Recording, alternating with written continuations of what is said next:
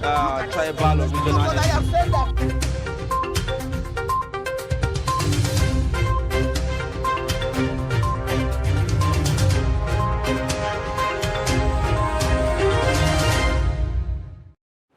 All right, welcome back and thank you for staying with us. But in case you're just tuning in, you're watching Daybreak on Trust TV. And right now it's time for the newspaper review. And we already have our guest in the studio talking about Salman Salami. He's the media director, Justice Pen Alliance, and he's joining us for a detailed review of today's papers. Good morning and thank you for joining us. Zena, Stella. Good morning. How are you? Fine, thank you. All right, so we're going to begin with a Daily Trust newspaper. We'll take a look at the stories on the front page. And we have the lead story that talks about dollar remittance. Presidency wades into CBN NNPC feud. We remitted over $2 billion to our account with Apex Bank, says oil firm. How CBN augmented NNPC's $1.6 billion remittance for oil imports. At the top of the page there, we have yet another story. Again, airfares spike as Abuja to Kano flight costs 135,000 naira. We also have CVR, Lagos, Kano, Delta lead as fresh registration hits 12.3 million. We also have more stories on page 4. 4 traders killed, 14 travelers abducted in Taraba. ASU extends strike by another 1 month, and details of that story can be found on page 7. NLNG train 7 reaches 26% construction, MD says. And then Gambari flags of Naseni's Agric Institute's Scale Acquisition Center in Nasarawa. On the footnotes there's Pantami kicks against new tax on calls and data. And let's, take the questions to our review this morning. And let's start with the lead story on dollar remittance and the whole feud between the NNPC and the CBN.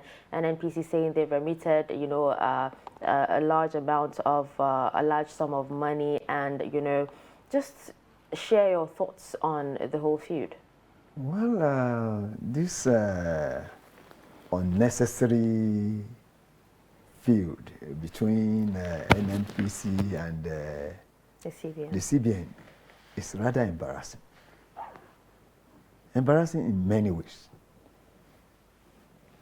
CBN is saying that the free fall of the Naira or the Palongo dance that the Naira is dancing in the last couple of weeks is as a result of non-remittance by NNPC. And NNPC is saying that, of course, we remitted over 2-point-something billion. But the issue is this. What exactly is the problem with our currency? The currency, it is part of our identity. And for Naira to exchange for over 700 Naira for $1 is scandalous. There is the need for the CBN government to think outside the box. We cannot continue like this. It is an embarrassment. The Daily Trust story said that the CBN is saying that the reason for the free fall is because the NNPC has not remitted.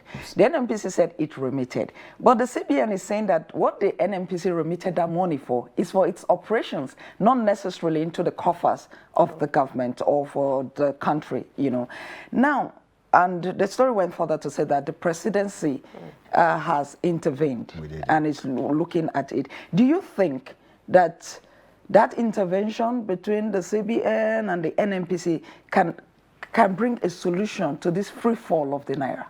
I don't think so. It goes deeper than that. Is the presidency the manager of the Naira? It has to do with microeconomics. It has to do with the handling of our economy. The truth is this. I don't need to say this, we are a consuming nation. If we do not produce what we consume and we keep on importing what we ought to produce, the Naira will definitely fall.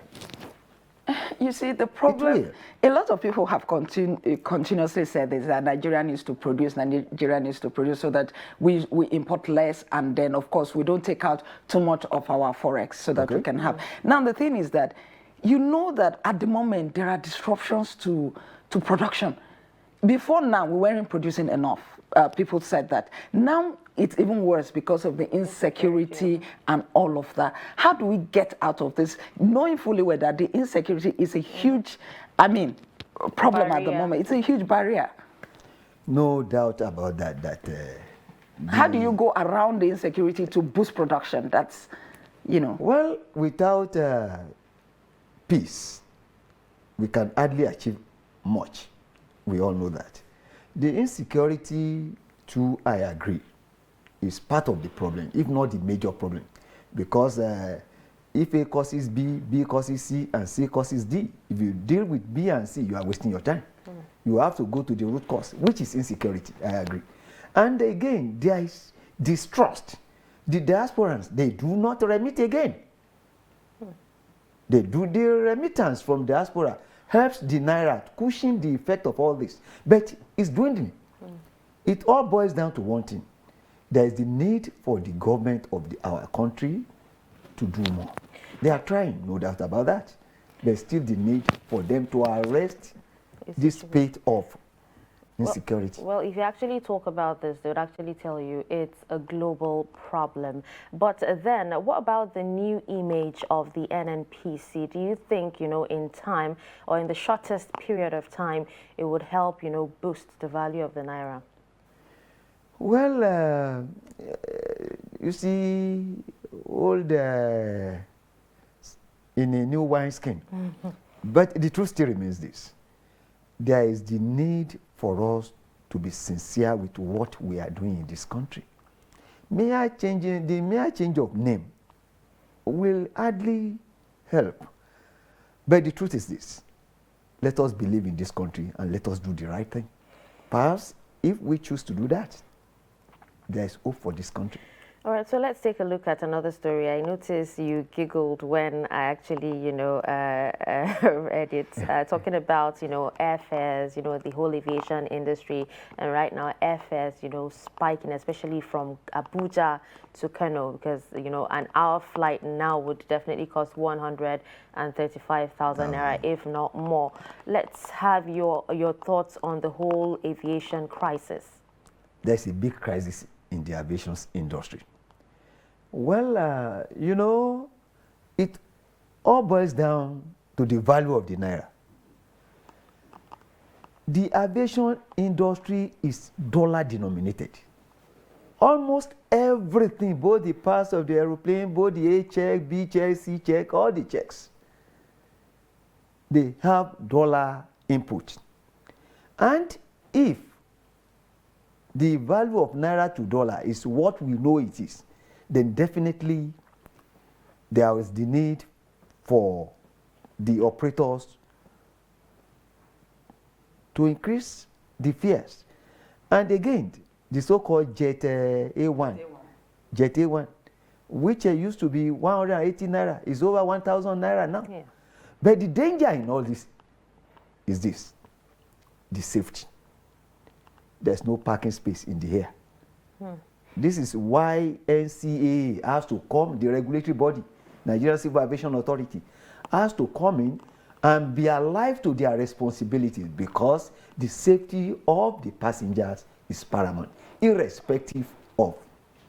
Okay, now there's no Jet A1, and then even the foreign airlines that are in Nigeria that operate here have said that they may need to cut the number of flights that they make into Nigeria because they are unable to repatriate money that they have made out of Nigeria.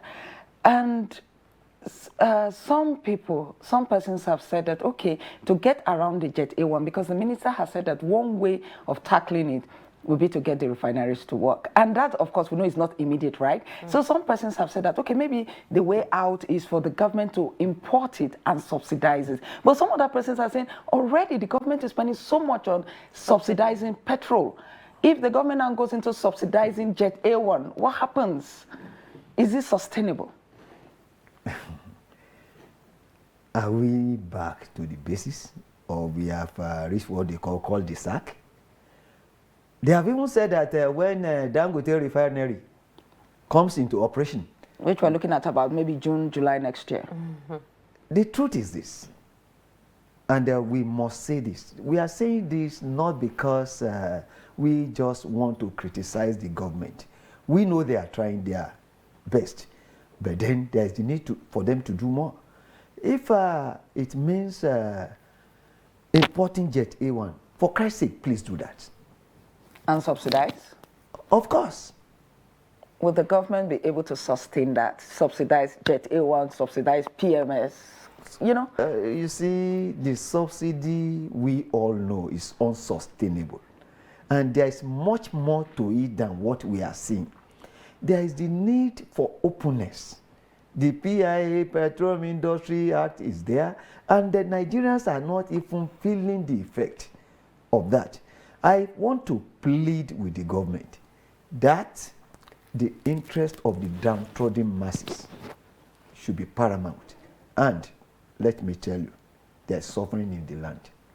Maybe because this is an elite issue, they will have a way of... Is it really elite at the moment? Because even some persons who ordinarily used to travel by road because of the insecurity are now saving their monies to see that they go by air. So is it strictly, is it still an elite issue? Most of them actually leaving, you know, they don't travel by air anymore because they still travel by road. And would rather travel by road. They still travel by road. All right, so let's move on to one more story before we move on to the next paper and talking about, you know, ASU extending strike by another 1 month. What does this mean for the Nigerian students? I feel sad. I feel really sad. Really, really sad. As a parent, I am sad. We went to school. We went to public schools. There is the need for ASU and the federal government to please sheathe the sword. Please, let ASU, for the sake of these children, who we always call the leaders of tomorrow. I don't know when the tomorrow will come. When we are mismanaging today, let us stop mortgaging the future of these children. Enough is enough. Enough is enough. I plead with the government. I plead with ASU. Please let us meet at the middle. Well, there was something ASU said in its statement that I'm curious about. They said that they are rolling it over for another 4 weeks to enable the government fulfill its part of the bargain, to enable the government to do the needful, as it were. If they have been on strike for almost how many months now? 6 months. And the government did not do the needful, as it were. With the 4 weeks, I mean, is it 1 month? What will happen in this 4 weeks? Honestly, are these people sensitive? Perhaps I said it here before that because most of their children don't school here, they don't feel what we feel. He who wears the shoe knows where it pinches.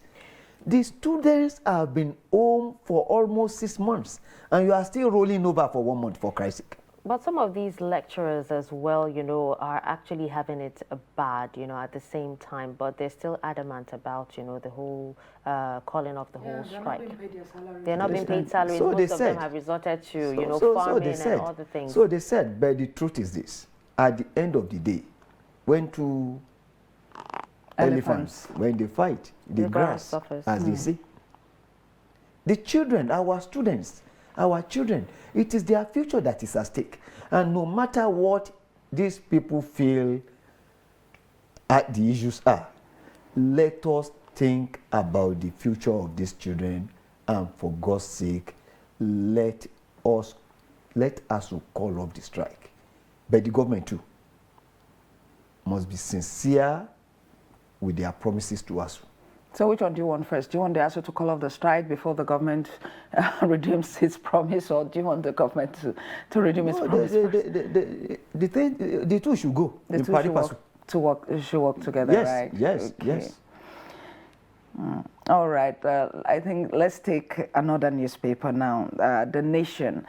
The Nation has a lead story that says Northwest, Southwest lead in voter registration. 96.3 million people, voters for the 2023 polls. Then under that, we have a story that says knocks for federal government, ASU over extension of strike. Then there's this other story here. Intrigues as Amechi Akpabio Silva battle for control of NDDC. And above the masthead, we have explains surge in crime, minister challenges agencies. Kaduna residents flee as gunmen abduct over 50 persons. Police beef up security in Oyo, Ondo, Ekiti. Then we also have a story here that says PDP BOT to mediate in Atiku Wike face-off. And we have a story here below the pictorial. UBA names Aluaba GMD elevates directors. Those are the major stories on the Nation for today. All right, I think let's briefly talk about, the continuous voter registration that actually just ended. The Northwest, Southwest, and on Daily Trust it says Lagos, Kano, Delta lead as registrations hit 12.3 million. What does this mean for, the electoral process? Well, it is a good development. Good development in the sense that our people now are coming to light, that they hold the future in their hand. But it is not enough. Registration in itself and by itself does not translate into voting. True. There is the need for them to go out, exercise their franchise, vote for people who will make life better for them. But like I have always been saying, there is the need for voter education. It is one thing to register. It is another thing to know that whatever you do with this voter's card will eventually determine the quality of life you live. But even talking about, the registration, a lot of Nigerians have actually said they were unable to register for one reason or the other. And this registration has actually been on for over 1 year. So some quarters are actually pushing, for the INEC to extend, the registration, even if it's, for a week or 2 weeks. Do you think that's necessary? Nigerians will always ask for more. Voters registration should be a continuous thing. It shouldn't be an off-season thing that, this is the time for registering. You should be a register at any point in time, provided you have reached the age of registering. So it should be a continuous exercise. But the emphasis should be on the deployment of your card. It's one thing for you to have the voter's card. It's another thing to trade it off. All right. We're going to have a full discussion on this later in the show. So let's look at this story. It intrigues as Amechi Akpabio Silva battle for control of NDDC. Now, a lot of people are wondering, why should there be battle for control of the NDDC? The NDDC was set up for a purpose. To serve the interests of the Niger Delta people who, because of the oil drilling and all of that in that region, have special needs and, all of that. Why should anybody struggle for its control if it's to carry out its mandate as it was set up for, what it was set up for? A friend once told me that if you are voted into a particular office, on the day of your swearing in, you should be crying. Crying, knowing fully well that you are to assume responsibility. These people are not there to assume any responsibility. They are fighting for their pockets. That is the truth. Neither Amechi nor Akpabio are really there or fighting for the common man. But it is their interest. At what point will the NDDC actually carry out or begin to execute its mandate? You don't forget that only recently there was this forensic audit. There was all of that, where you see a situation where contract was awarded, the full sum paid, and not up to 1% of that contract was executed. And all that goes on and on. Yet, when you visit the Niger Delta region, you actually see people who are suffering from the effects of the oil exploration in that region. So there's a disconnect between the commission and the people. You took it from my mouth. I would rather suggest that Trust TV, which is a leading medium now, do a documentary on the plight of the Niger Deltans. There is derivation, some percentage. There is a lot of money being voted by the federal government or to the NDDC. The truth about this is that it is to them, that is their cash cow. Or retirement plan, because, you know, Akpabio and Amechi, you know, just resigned. They both resigned as ministers. Well, I won't say that it's their retirement, but honestly, they have abused the funds allocated to NDDC. And it is unfortunate because all you need to do is just to go to the Niger Delta region and see the sufferings occasioned by the oil exploitation. Some people have said that one way of tackling this is to ensure that all those indicted in the report are made to you know, let the law take its course. So maybe that will deter others, and maybe that will now allow the commission to work. Do you agree with that? I do 100%, because one of the problems we have in this country is the lack of consequence. People believe that you can do it and get away with it. And the moment we still have this mindset that no matter what you do, there will be no consequence, impunity will continue. All right, let's move on to more papers. We'll take the Punch right now. And from the top of the page, we have federal government plans 712 billion naira mortgage to fund 100,000 houses. We also have more stories. Northwest, Southwest lead as INEC registers 96.2 million people. And then talking about Wike, PDP bot meets Wednesday, plans peace panel. The lead story here talks about planned attacks as police strategize, NSCDC warns as terrorists infiltrate South. We have writers that says Lagos CP area tactical commanders hold emergency meeting, call for vigilance. FRSC declares war on unregistered motorcycles. Ariwa youths demand NSA sacking. We also have another writer that says 7,222 killed, 3,823 abducted in 7 months. Amotekun advises residents. All right, Buhari lacks ability to tackle insecurity, says Katsina NNPP chairman. Health workers fault non-payment of new hazard allowance on page 17. We also have Pantami rejects new tax on calls and data. Legal tussle may threaten multi-billion-dollar Eco-Atlantic City project. Lagos residents lynch mentally ill, alleged invasion of property. And then we didn't increase petrol price, marketers did, says federal government. Now, I would leave that story for you because I know you really want to ask. But let's talk about, you know, the federal government, you know, planning a 712 billion naira mortgage to fund 100,000 houses. One question is, who are the houses for? Because as it is now, you know, there's a lot of reports. People are saying that Nigeria is broke, and then we keep spending, you know, we keep taking out, we keep borrowing, you know, our debt, you know, has actually risen. And then now the federal government is planning on taking this huge amount to fund houses. For who? Because in the end, there are lots of houses that have actually been, you know, constructed without people living in them. Who are these houses for? Houses are for men. Houses are for men. What category of Nigeria? Houses are meant for people. All you need to do is stroll to Asokoro and see many houses occupied by reptiles. You see, when you are planning for people, there is need for you to have data. Who exactly are you planning for?